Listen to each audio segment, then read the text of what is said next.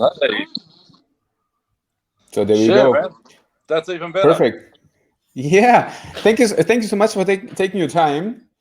So now it's like about 5 p.m. in Melbourne. Yep, I'm one day a bit ahead of you on the day. Yeah, you're a little bit faster. It's perfect.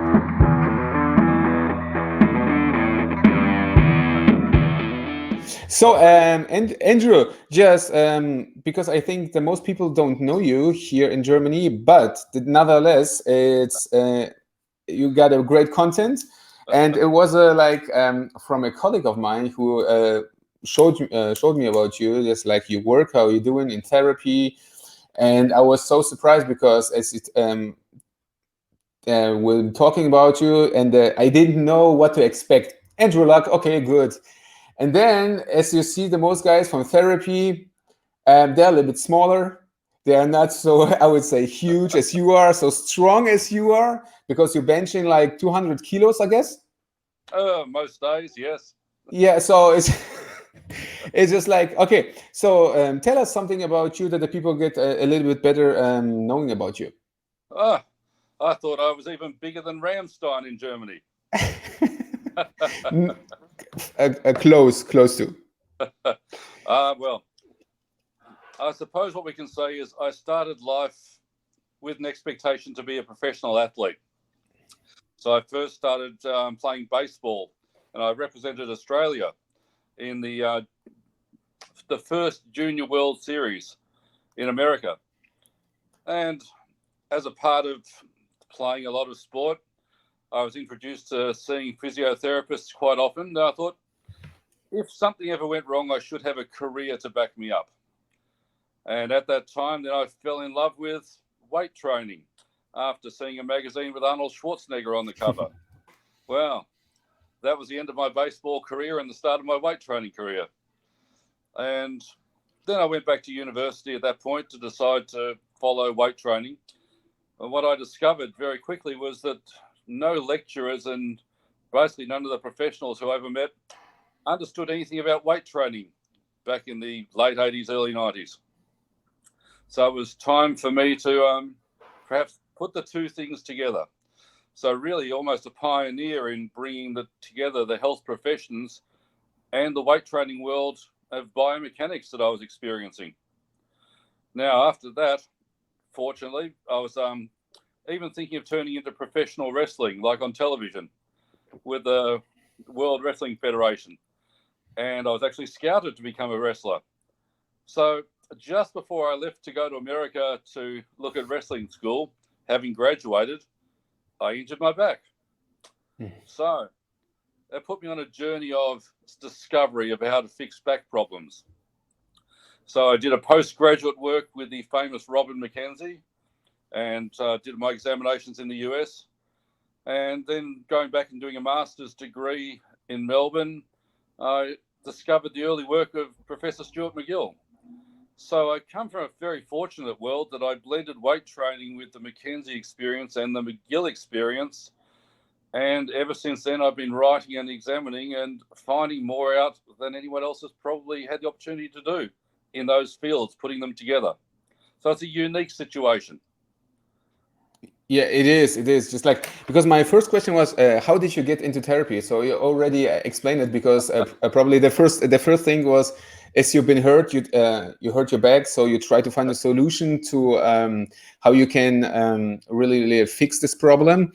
And then, do you think that even that's does so much change from the 80s until now? Because I still think that there's a big discrepancy between therapy and training. There's still just like they should be working all together to make the people just work better, but somehow they're really just like a little bit fighting each other. So the one is better than the other. So how is your thoughts about this? Well, I was fortunate that quite often we would have European physical therapists would come to Australia just to come and work. And obviously the educational system was quite a bit different in Europe than in Australia. In Australia, when I graduated, and the undergraduate program was very much based around manual therapy work. almost no exercise except for the frail and elderly. But the exposure to a lot of the European therapists I met is they were more understanding of movement and less of the manual therapy. There are some fantastic European educators we can look at over the years who have influenced a lot of our development. So I began to move away from the manual therapy, which was especially where I ended up with a master's degree in disc injuries, and was looking at the solutions of strength. And what I did find was the research that we were being sold was basically a lot of academic lies, we could say, cherry picking the things that they wanted to do. And these were not athletic recoveries for back problems. They were not even suitable for general populations. They were missing the major parts of the sciences that were already established. So it's even getting worse now. We're finding in this country that you're graduating professionals who do not know how to assess biomechanically a back problem. And they don't know how to perform an exercise intervention. And that's the most important thing about changing a back problem. Symptoms almost are irrelevant for treatment. You've got to find the cause of back problems, because the thing about back pain is 90% of it's recurrent. That means if you have one episode and then you have another episode, then you have something that didn't change. What is the common cause of these back problems? And that's the thing. People were not addressing the causes of back problems. They were just treating symptoms. It makes a lot of money for therapists to do that. So my approach has always been, let us not worry about that episode, but let's address the cause. And that's the thinking that we really apply in our clinics with the people I work with. We want to solve the cause. I always say, what's the definition of insanity? It's to do the same thing and expect a different outcome. And that's what happens in treatment. No one's addressing the cause correctly or adequately, especially in the universities teaching to the undergraduates. And a very interesting thing was about 95% of all back problems are better in 4 weeks, regardless of whether you get treated or not. That's because backs, like everything else, do tend to heal.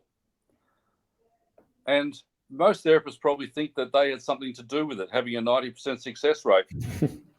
You don't have anything to do with it. The body will get better. So the real skill is preventing the ongoing occurrences, the chronic. I don't even call them chronic. We call them multiple acutes these days. There is a biological trigger to why a person has a back problem. And your job as a professional is to understand, find that biological trigger, implement an intervention, and change that person's life through strength training. Wow. So how do you assess the back problem? Do people come to you because you say, okay, treat the symptoms? Most of my patients are done like this over the internet video. I get a person to send me 3 movements: bending forwards, bending backwards, and a body weight squat. And I would expect I could tell you what that person's problem is and their solution with about 95% accuracy just off that. I also get a history. I don't touch a client at all. I fix up their movement patterns. You only need to know 3 letters of the alphabet to understand how to fix back problems. The letters P, A, and M. A passive structure is P. It's like my finger. If I bend it backwards, what stops it going any further? The ligaments. They're passive. You can't contract them. Active, the muscles. M is the movement, the way the passive and the active interact. So to solve a problem, it's usually an injury to a passive structure, such as a disc, and it's because there's a weakness in the muscle system and a poor movement pattern. Now, I can fix that over an internet by sending somebody the corrections of their exercises and the work they need to do, the weaknesses that they will have. Very easy. Not everyone knows how to do it because I pretty much figured out how to do it. And this is the, shall we say, the post-COVID world where our waiting room is no longer a bricks and mortar room. It's the internet. Yeah, perfect. It's such an easy solution Exactly. And that's what I always say. It's not complicated Yeah. if you see how it's done. What I find most professionals are scared. They think there's something they don't know. Yeah. I often teach students and say, you've passed your anatomy at university. You know every structure that is there. There's nothing there you don't know exists. Yeah. Now, stop. You understand the anatomy exists. Now you got to know how it works. If you understand how it works and you understand the triggers to the person's pain, then you can change it. That's a little bit of skill, but we make it easy. Reasonably, I'm going to tell you most of the back problems are from underperforming hips, overworking backs, lack of glute control, and weak abs. That would account for the most back problems that I'll run into. And I can always pick the ones that aren't that because they're very different in their presentation. Yeah, there are always a little bit exception. So maybe you have to see them in person. Maybe you just like can assess them through the internet or maybe through the video. But as you said, with your experience in your coach's eye that you already have, you can see it during the videos. So but it needs time and it just needs some skill. It does. That takes a bit of time to teach, but I do teach it. And there'll be an online course later this year, which I'll make available worldwide, to be able to teach a person how to look for what there is to see. There's a fantastic athlete in America called JP Price. Now, he held the world powerlifting total record. And JP had seen a lot of great professionals and even had hip surgery. And he was told, realistically, his career was going to go no further.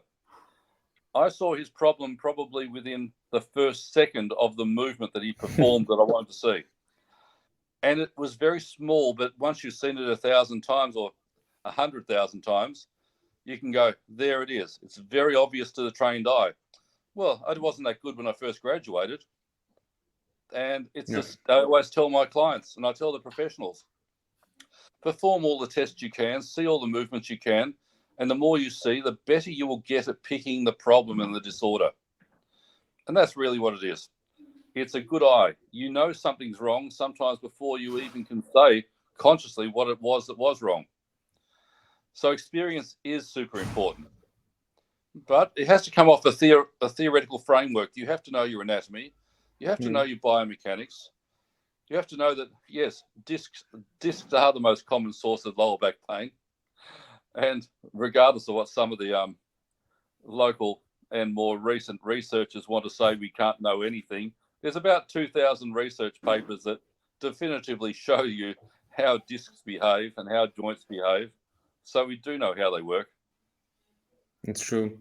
So because you've been talking about the internet, what's changing during the COVID times. So with the upcoming times, we see a lot of social media experts, a lot of, I would call them experts. So do you think that the social media is just like make it it is helping or it is hindering the work like you do? I actually think it has not changed. The fact there have always been charlatans and there have always been snake oil salesmen and there's always been people of no integrity. And I think the proportions are probably unchanged. You get exposure to both sides and that will never change. You can't change that. There are people out there who speak very loudly and their only purpose is really to make some form of financial gain off everyone who's out there. And then you get people with significant integrity.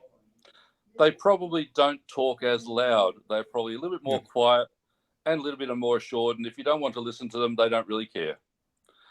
That's more the camp I would tend to be saying, I see. We'll present the best information in the world. If you don't want it, it's not our problem. It'll be yours. Whereas the ones who tend to be a little bit loud, banging their chests, I would tend to say they're the ones to be more wary of. Okay. So next question.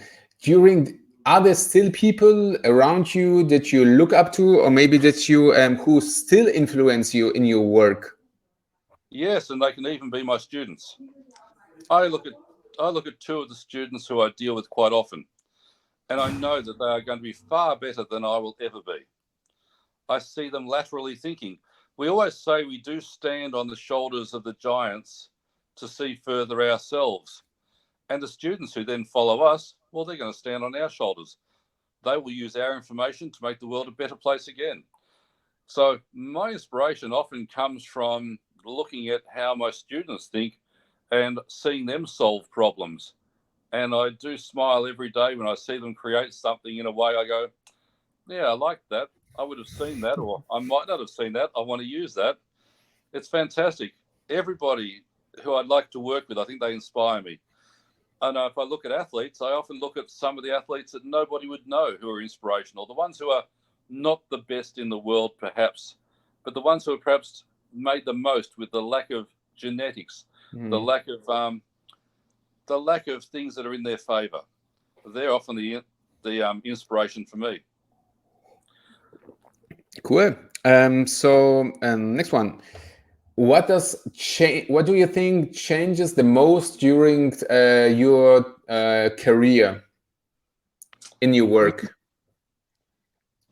It would be the ability to see clearer. In the early stages of my career, I did the McKenzie approach. The McKenzie approach is very, what we would say, passive based, where you place the center of a person's gravity of their body in regard to their spine has a significant influence. Now, that's the beauty of the McKenzie approach, is it makes you see things in movement patterns. Then, if you looked at me then, I was still pretty good, and I had a good theoretical base of movement and understanding. But then coming upon the great Professor McGill made me see things more in 10 different muscle groups I can start to think of and how I can assess them and how I can actively implement strength. So then I'm adding the active component and the movement component. See, that's probably where my progression is. If I look back at each year, I'm better at seeing more things that are contributing to success. So in the early days, of course, we're going to have 95% success. Well, I'm looking at 100% success. That's what we want to have. We'll probably get 99% because there's always going to be some more challenges there. And when I have patients who come and see me, the most complex ones are the ones I look forward to. I often shake a patient's hand and saying, thank goodness you came in. Everybody else has been too easy this week. I actually needed somebody who could help me think. You're going to make the world a better place because I get to see you. So I would say every day I will do something slightly different than I've ever done before. Test something in a way it's never been tested. So everything is always examined with an open mind, or should we say a discerning mind.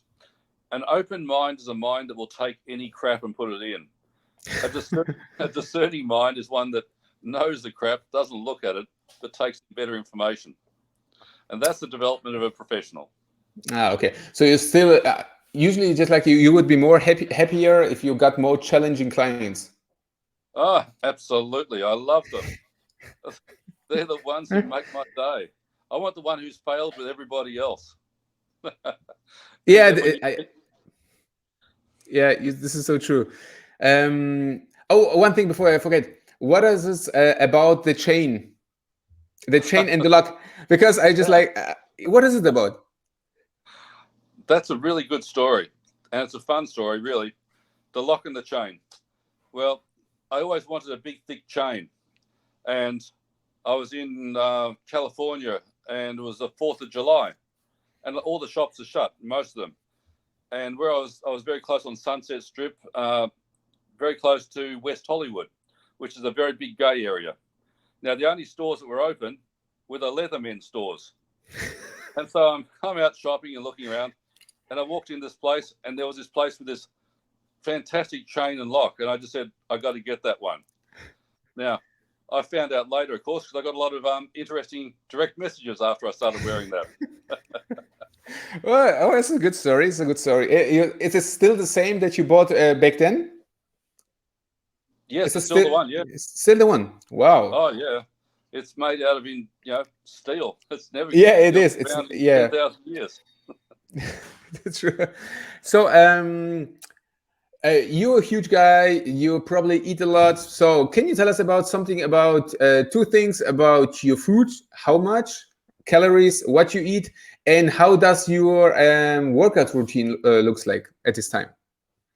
Well, it's very interesting. If you looked, I'm actually a person who has a body image disorder. So I see myself as very small and pretty minute. I think I'm a small guy. Compared to who? Compared to what I think I should be. Yeah. So I recognize it is actually a dysmorphia. And so when I first was really training, my goal was to weigh 300 pounds or about 136 kilos. Now, to get to that weight, I ate 2 dozen or 3 dozen eggs every day. What? Every day, 2 to 3 dozen eggs a day. No less than 2 liters of milk, usually 4 liters of milk. Now, they are not considered meals. That was considered mandatory. And then you had your meals on top of that. Now, Wow. that would be for breakfast, you would have a whole chicken, at least, and some potatoes. And then for lunch, lasagna, anything. Steak for dinner. Now, I don't know how many calories it added up to. I just know I had to keep eating. And eventually I got to 136 kilos. I think it took about 5 years. It took a long time to get there. Now, I would be training 2 hours a day. More bodybuilding because that was my love. Now, I'm 130 kilos, and I'm lucky if I eat 2 meals a day. I would have 400 grams of beef, probably most commonly, maybe 400 grams of rice, and that my body weight stays 133 now. Wow. So there's a homeostasis situation occurs. Yeah. Discussing with some good coaches, they do tend to say that it takes about 3 years for your body at a certain weight to become homeostatic. It will stay at that sort of weight, and then you have to work hard to change it. So I've been this size for 25 years now. Wow. So the calories now decreased dramatically. Yeah. And how is your workout looking this times? Still bodybuilding, hypertrophy, or something different? I'm currently looking at more a bodybuilding one at the moment because I have a presentation to do at a big conference in about August. So I try to bring my waist down a little bit better for the stage. So I was getting ready for a contest, and I could see I would end up well over 140 kilos if I kept going. And my work really is more important at this point. So I look to get down under 130, maybe 125. Okay. It sounds good. Sounds good for me. Sounds good. So, yeah. So, what have been, if you have to recommend like 5 most important books that you with people just like want to get into profession as you do, which one would it be? The Naked Lunch by William Burroughs. Okay, The Naked Lunch. Okay. The Naked Lunch. I want everyone to read that from cover to cover. Fear and Loathing in Las Vegas by Hunter Thompson. Okay, we've got 2 good books now. Yes. Because the thoughts of these books are not related to the profession, but they're authentically written books which challenge the way you would think. Okay, cool. And I think that's super important. If you want to develop as a professional, you have to be able to be a lateral thinker. You have to see things in ways other people haven't seen things. So it's very useful to read writers who challenge you. Then professionally, I do think I do like Newman's Kinesiology. That's a wonderful book. There's one Inoka. I think that's Neuromechanics. Okay. Now those 2, and then I would say the book by Pavel Tsatsouline, the Russian fellow. Mm-hmm. Yeah, I'd say Power to the People. Ah, okay. Now, yeah, he's been working just like with Stuart McGill so many times and so much. So I think it's a good guy. To start. Yeah, it's a good place to start. Pavel's a very good presenter. I think he presents some logical physiology that's nice to get a grasp on. Yeah, it's true. I recommend him to so many professionals as the first book they should get after graduating. Okay. Now back as you've been starting, because I remember you told us you've been into baseball, Did you and then you stayed a little bit in America, is it right? In the US? I worked for about a year in America. Yes, that first time. The first I, time. Where did you work there? I was working in the Midwest near Chicago. And at that point, I was doing some further study into what's called functional capacity evaluation, which is looking at the capacity of an injured worker. That was very useful. It introduced me to some of the behavioral relationships of people to pain as well. So, yeah. It's a good development, but it made me realize I didn't want to be working with injured workers as my career. I enjoyed strength training, and as a result, it doesn't matter if a person comes in who's never done weight training, we still have the frame of strength is the imperative in your life, because weakness is the reason you're here. A weakness of a structure, a capacity that has been reached, a weakness in a movement pattern. So weakness cannot be tolerated. Strength is the application of good living. So we have to create stronger tissues, stronger movement patterns. So it doesn't really matter if a person's an athlete or not. Strength is going to be the solution. We always say strength is always a better answer than weakness. Yeah, true. Do you assess also the just like strength movements for your clients, or only the? I would say most clients that I would deal with would perform a deadlift in their daily life even. So if I have a 75, 80-year-old female who's never lifted weights, I may suggest she purchases a 16-kilo kettlebell for home. If she lifts that 16-kilo kettlebell 10 times in 10 repetitions, she has lifted 160 kilograms. If she does that twice a day, she will have lifted 320 kilograms. The cumulative effect is going to have a positive effect upon her long bones. And a deadlift is a beautiful thing to do with a kettlebell. So, yes, that's a wonderful functional movement. All human beings should know how to squat or deadlift. Very fundamental patterns that hunter-gatherers like us would have done. True. How often do you think people could deadlift during the week? 7 days a week. Okay, 7 days a week. Well, an interesting one is one of the world's greatest athletes was a lady called Bev Francis. Bev Francis was the first female to bench press 150 kilograms.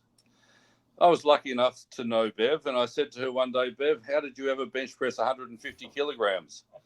I said to her, it was as wonderful an achievement as Roger Bannister breaking the 4-minute mile. And she said, yes, we had the same coach. Now, Bev, how did you break 150 kilos? I bench press, squat, and deadlift 7 days a week. Wow. Now, what that means is she may have been bench pressing to a program on Monday, but Tuesday she might have chosen an empty bar and practiced the movement pattern. Or maybe she had 50 kilos on the bar, maybe 60. So the movement patterns were performed every day. And that's what I mean by being allowed to deadlift every day. You can walk in, if you're a 200 kilogram deadlifter, well, put 60 on the bar and practice.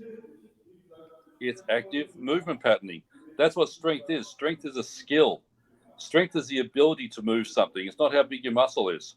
It's a neurological pattern. So you need to practice neurological patterns on a daily basis to become very good at them. Do you think Michael Jordan practiced his basketball once a week? Hell no. He would have been practicing twice a day. Why? Because his movement skill became exceptional. You want to be a good power lifter, you can practice all your lifts every day. You may program one, but you can practice the others. So your approach would be always first get stronger before you just like go into, okay, also hypertrophy got to get you a little bit stronger, but the approach would be a little bit different. Well, I don't know any of the world's biggest bodybuilders who hold any powerlifting records. So strength is not necessarily going to produce, or size is not predicting strength. It is strength is a skill. You have to learn how to move the pattern, how to use your muscles in that pattern. Okay, got it. Now, because I've got a body image disorder, I like to be a bit bigger. I like the bodybuilding idea. To get up in the morning and know the arms don't look too bad. Yeah, but it's not necessarily, it's like just for you, just as the right way. It's not always going to be for everybody. Absolutely. Everybody has their priorities. Yeah. And Okay, that's what got I ask. And that's what I ask a patient when they come. I say, "What are your goals?" Because I have to know what you want to achieve, and then I can set up your rehabilitation program framed in what I know your goals are. Are you looking to compete at this point? Are you not looking to compete? What is the cost to benefit ratio of you doing a single rep maximum lift? If you're not a competitive lifter, why the hell are you trying to do a single max rep? Cost to benefit True. ratio. So that's always framed in that. We have a person who wants to be a runner.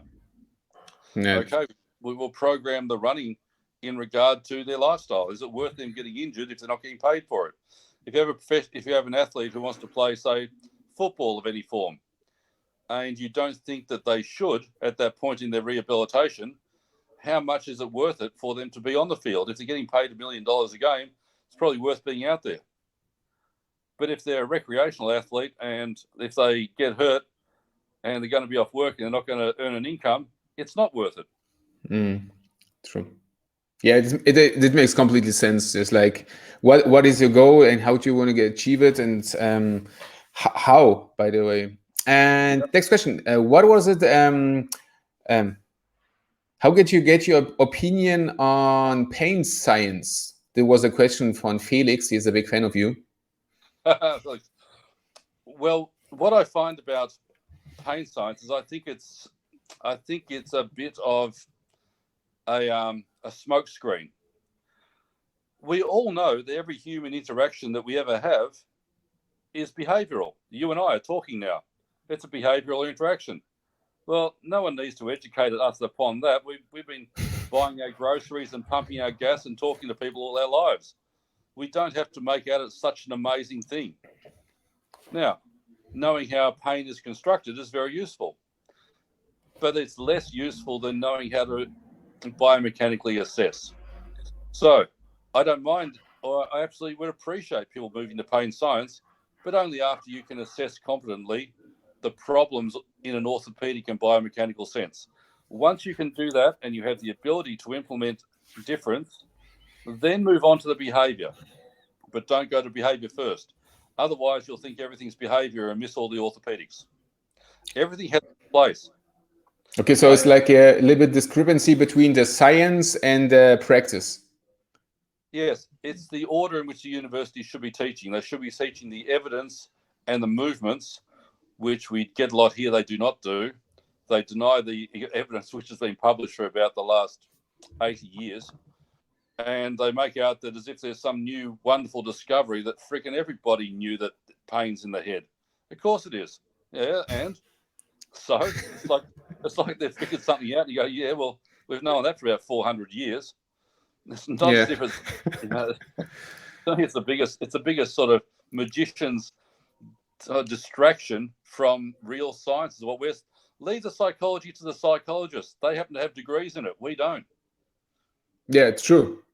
Yeah, true. This is like you post today, because there was I think what was in the neck some disc problems, and they said okay, it was in your head is some different stuff. It's all the same. And yeah, go on. So as professionals, we should become very good at what we do before we determine we should be encroaching upon other professions. Yeah, true. So now a little bit different question from Felix. What is your favorite whiskey? Favorite whiskey? It is the Scottish one, Ardbeg. Okay, it's going to be happy. Go. It's a wonderful, heavy. It's almost a Germanically heavy whiskey, that one. And my favorite German beer is Sri Lanka. Sri Lanka? I even know it. It's an oak smoked beer. Oh, right. So it's even though a little bit heavier, it's very heavy. Yeah. Yeah. Only lift things in life. only heavy things. Only. Then one funny part. We always really enjoy the Friday nights, as you do. So where did the videos came from? Do you? Is it some that you by your own been filming on some maybe somewhere in the gym, or is it like a compilation from some stuff you see on internet? They are always sent to me by people who follow my page. So, they are worldwide. It's really good. Even your, especially your comments on them. It's like it makes everybody laugh. So I think what it is really, it's what we all want to say, I think, at some point. yeah, it's especially, but mostly just like it's so. No, you just like turn around and go away. Just like don't pay attention to people like this. So next one, where do you see yourself? Just like about 5 years. I will have more answers to the questions that I'd almost say. One of the things about my approach is I do very well at the moment, but I always think I can do better. So what I would say in 5 years' time is I may still get people who I was going to get them better, but I'll do it in a better way in my own mind. I'll have a better pathway. So things are changing always to saying, I got that right, but perhaps I need to understand how I got it right better. So in 5 years' time, I'll be closer to perhaps unifying everything. I may even start studying pain science, huh? maybe. If you just like have to compare how many people come to you, how many came with back problems or shoulder problems, what is the most people that you see? Back problems would be about 65%. Shoulder problems would probably be about 30%. Oh, right. And the rest? Somewhere between hips and knees. Oh, okay.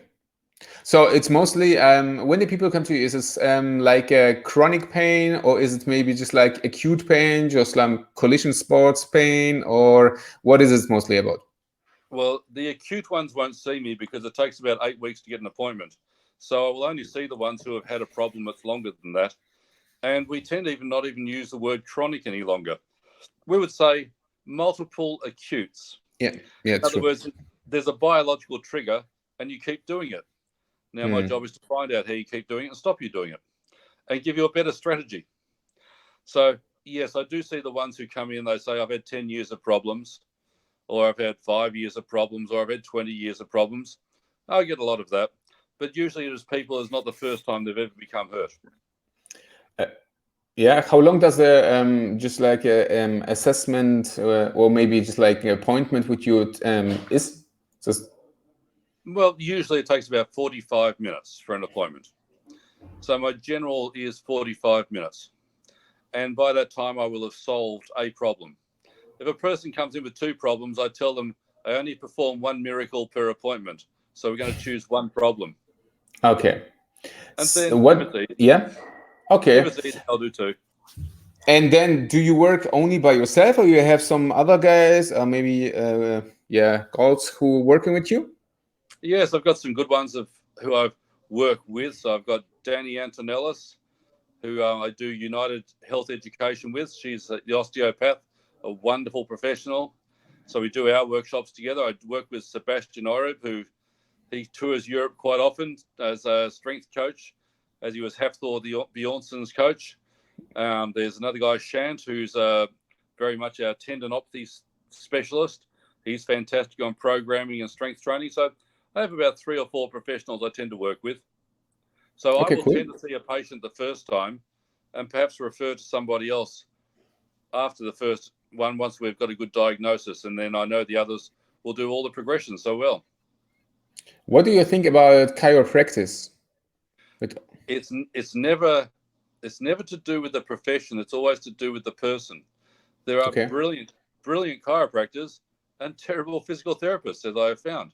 And there's great osteopaths, bad osteopaths. So it is never the profession. It is the person. If a person comes to me and says, oh, I did physiotherapy or I did chiropractic, that doesn't tell me anything, because all the professionals may be a little bit different in the way they approach their profession. So don't worry about the label. Worry about the person. Perfect answer, I guess. Then one of the most important questions is, when do you come to Germany or maybe to Europe so we can maybe see you here and in person? Well, if we can get out next year, it'll be next year. Okay, So, maybe you can come with OREP or something like this. You can do a European tour so everybody can get together, everybody see like a bigger things. oh, we love it. Sebastian loves Europe. He has done a lot of good travel there. So, yeah, he would love to get back out, and so would I. So, the first chance we get, we shall be out and we shall be over.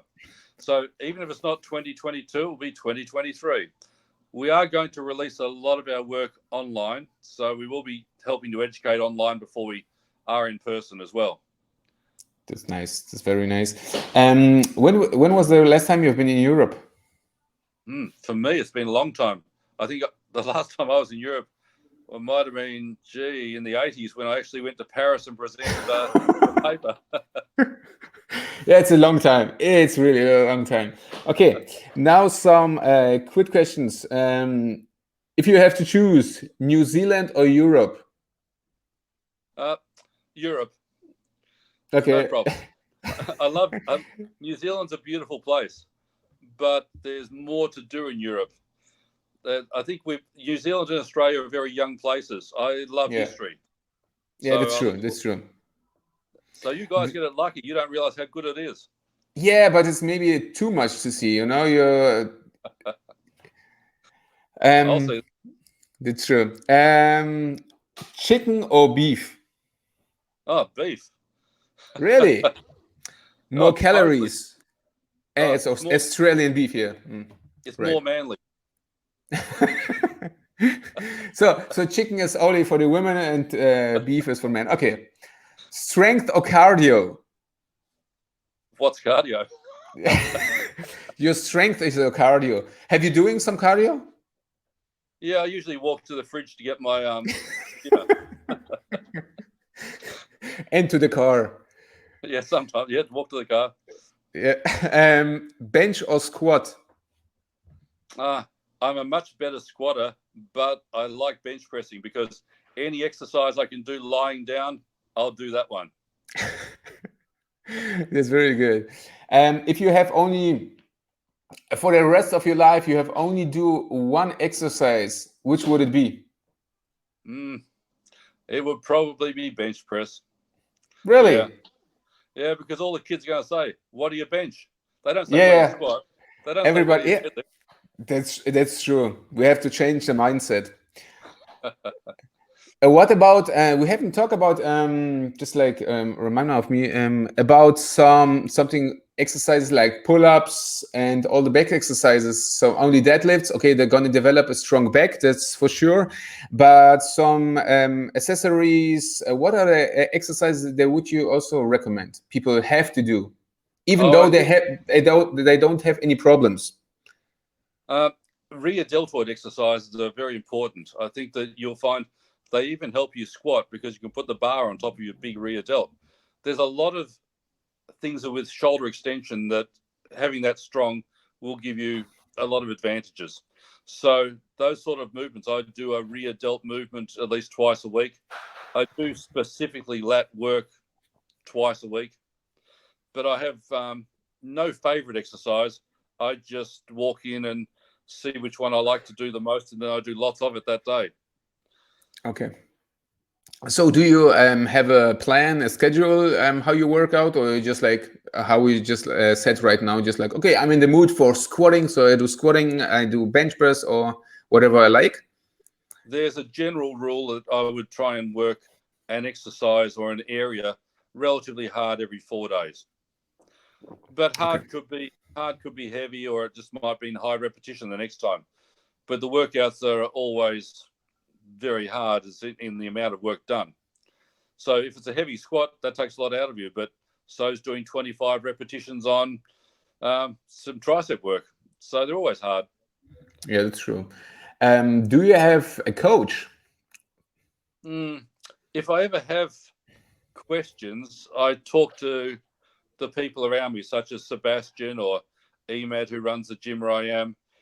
I will talk with the professionals around me, but I have no specific coach. Okay. Since your first injury in your back that you had, have you ever had back problems? Not another one, no. It took 2 years to recover from, and now 100% perfect and never a problem ever again. Well, I know exactly what I'm doing, so I know how to make sure I'm okay. Yeah, that's true. What was the approach back then? The approach back then was you need to have surgery and have a spinal fusion. Oh my God. And what did you do? I said I haven't got time for it. That's why it took 2 years to get better. Ah, okay, got it. Yeah, So, yeah. it was a big disc injury, so very large. Ah, And okay. so the surgeon who looked at it thought that somebody had sneezed on the MRI, and they went to wipe it. But that was what my disc looked like. It's pretty much Wow. exploded. Wow.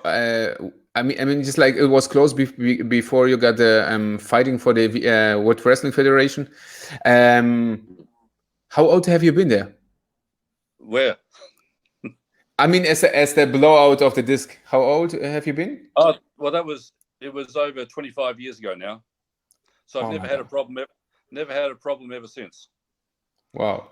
So that's how you can know success is when you do it on yourself. Yeah, it's true. Wow, this is Yep. really, really crazy. Really crazy. Okay. Is there anything that people should know about back problems that we didn't cover? So maybe just like in a short of 45 minutes that we've been talking right now? Yes. You cannot separate a spine from a hip. If there is a spine problem, there will be likely a hip compensation. Or if there is a hip problem, there will be likely to be a back compensation. You must always check both areas because they will be influencing each other. That's the biggest secret of spine treatment. Don't miss the hip. Mm. What do you think about just like do you take a look at the feet? Oh, very much. The feet often tell me where the problems are going to come from. So if I see foot collapse in a squat, I'm looking to what's causing the collapse to see whether it's from the foot or is it higher up. It can be both. So yes, I always look at the feet. Wow. But I tend to find feet are solved a lot of the time through hips. And those that aren't, I send to the podiatrist. Okay, got it. Perfect. So if your people want to get in touch with you, where they can find you? Well, always best on Instagram. That's the one. That's the one. So, Perfect.